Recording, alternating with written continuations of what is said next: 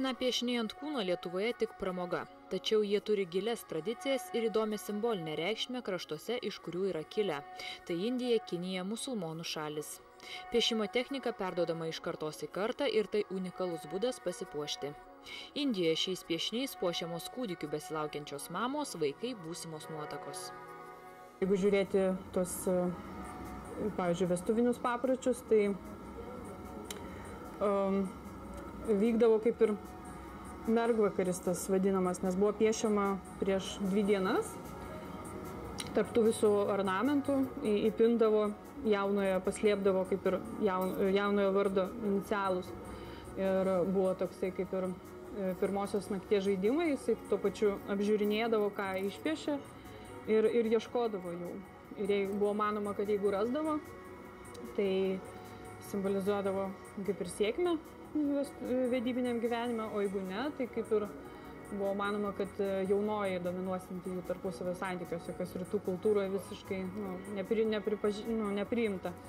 Tai užtat kaip ir patys jie juokiasi, kad ilgai neprasideda ta pirma naktis, kol neranda. Dažų naudojimų piešimui pagrindas yra chna dažai, išgaunami iš tokio pat pavadinimo augalo lapų. Oda prieš tai tepama eterinių aliejų mišiniu, o piešiniai išlieka ant jos apie savaitę ar 2, tai priklauso nuo pigmentacijos ir ar dažnai piešinys plaunamas vandeniu.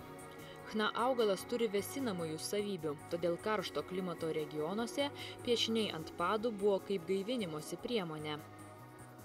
Ornamentais Lietuvoje dabintis ryžtasi mergvakarių dalyvės, ilgalaikę tatuiruotę norintis pasidaryti žmonės.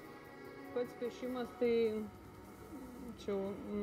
pats greitai vyksta, bet paskui svarbiausia reikia ten odą patepti prieš piešiant su eteriniais aliejais, kur minėjau, bergamotės, gvazdikėliai ir citrusinis arbatmedis.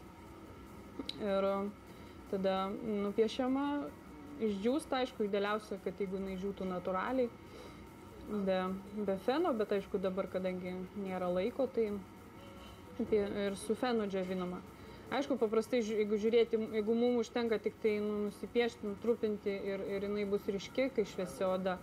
Pavyzdžiui, Indijoje, ten jeigu kurių odos dar daugiau tamsesnės, tai jie pieždavo paprastai ant nakčiai ir laikydavo tada chna ant odos 5 valandas. Jeigu Indiją žiūrėti, Indijos regioną, Indijos šalis, tai jie naudodavo tą pačią jau tą rudą natūralią. Juodą naudodavo Egipto daugiau paplito, Egipte ir Afrika, nes pas juos yra tamsesnė oda ir jiems jau reikėdavo tamsesnės. Musulmonų šalyse jie labiau paplitusi tokia raudona chna. Į tą pačią chną įmaišydavo kumkumos, arba kuri padaryta iš raudonų plaušelių šafrano ir kitais natūraliais augalais ir tokiu būdu įgauna tokį bordinį atspalvį. Norintys unikaliai pasipuošti šiai pramogai turės atseikėti nuo 45 iki 80 litų.